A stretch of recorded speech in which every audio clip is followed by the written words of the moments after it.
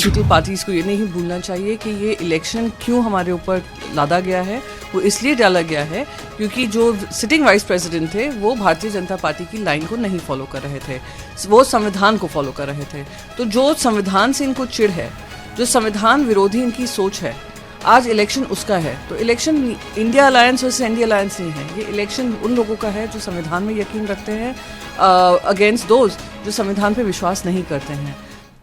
वो लोग गैर वोटिंग की ही जीत बता देंगे तो क्या उसमें भी फिक्सिंग हो रही है? मैं बस यही कहूँगी कि इलेक्शन हो रहा है और ये इलेक्शन में कोई विप नहीं जारी होता है और पॉलिटिकल पार्टीज़ को ये नहीं भूलना चाहिए कि ये इलेक्शन क्यों हमारे ऊपर लादा गया है।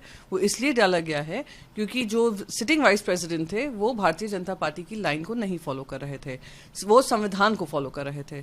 तो जो संविधान से इनको चिढ़ है, जो संविधान विरोधी इनकी सोच है, आज इलेक्शन उसका है। तो इलेक्शन इंडिया अलायंस और एनडीए अलायंस नहीं है, ये इलेक्शन उन लोगों का है जो संविधान में यकीन रखते हैं अगेंस्ट दोज जो संविधान पे विश्वास नहीं करते हैं।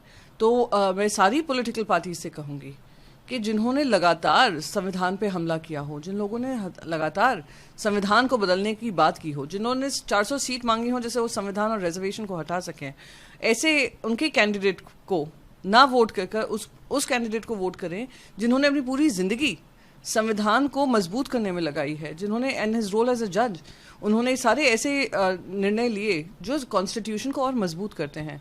तो ये कॉन्स्टिट्यूशन बनाम नॉन बिलीवर्स ऑफ कॉन्स्टिट्यूशन है। उम्मीद करती हूँ सब अपनी अंतरात्मा को झांक कर भारतीय जनता पार्टी के खुद के एमपीज़ हों, उनके अलायंस के एमपीज़ हों, वो उस उम्मीदवार को विजयी बनाएगी जिन्होंने अपने काम और जीवन पूरा संविधान के लिए समर्पित किया हो। उसी को लेकर आज अलग अलग जगह पर खासतौर पर जो केंद्रीय मंत्री है उनके घर पे बीजेपी के या बीजेपी अलायंस के जितने सांसद हैं उनके साथ मीटिंग की जा रही है कि जिससे कि वोटिंग जो है वो क्रॉस वोटिंग कहीं हो पाए। नहीं, देखिए जैसे मैंने कहा कि इसमें कोई विप नहीं होता है। पॉलिटिकल पार्टीज अपनी राय रख सकती हैं, उनके लीडर्स राय रख सकते हैं, पर आखिर में जो एमपीज़ आए हैं, लोकसभा के एमपीज़ आए हैं, वो जनता से चुनकर आए हैं, वो संविधान के आधार पर चुनकर आए हैं, इलेक्ट्रल डेमोक्रेसी के अनुसार चल कर आए हैं। और जो लोग लगातार उस पर हमला कर रहे हैं, let's not forget Jagdeep Dhankhar ji was elected by these very MPs, पर उनका रेजिग्नेशन का डिसीजन भारतीय जनता पार्टी से लिया गया। तो इस तरीके से जो संविधान पे के विरोधी सोच रखते हों और अपने मनमानी काम करते हों, तो मैं उम्मीद करती हूँ कि इंडिया अलायंस के पार्टनर्स भी ये ध्यान रखेंगे कि आज वो और जगदीप धनखड़ जी के साथ हुआ, हमारे पक्षों के साथ हुआ, कल शायद उनके पक्षों के साथ होगा।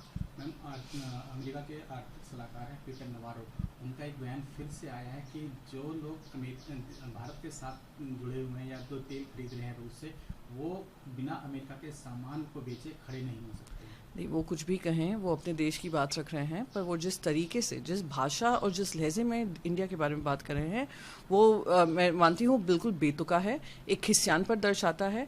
इंडिया हमारी जो सरकार है, हमारे जो देश है और देश के 140 करोड़ लोग हैं, उनके लिए अपनी स्ट्रेटेजिक ऑटोनॉमी बहुत इंपॉर्टेंट है और हम निर्णय उस हिसाब से लेंगे जिससे देशवासियों का फ़ायदा हो, देशवासियों का विकास हो। पर नवारो जी का थोड़ा मानसिक संतुलन आजकल बिगड़ा हुआ लग रहा है। रोज़ ट्विटर पे वो इलॉन मस्क को भी धमकियां दे रहे हैं, रोज़ इंडिया के खिलाफ बात कर रहे हैं, इंडिया के ऊपर कॉन्स्पिरेसी थ्योरीज मढ़ रहे हैं। पर थोड़ा वो फैक्ट चेक करें कि यूएस और रशिया का क्या ट्रेड वैल्यू है, यूरोपियन यूनियन और रशिया का क्या ट्रेड वैल्यू है, चाइना और रशिया का क्या ट्रेड वैल्यू है, फिर जाकर इंडिया से बात करें।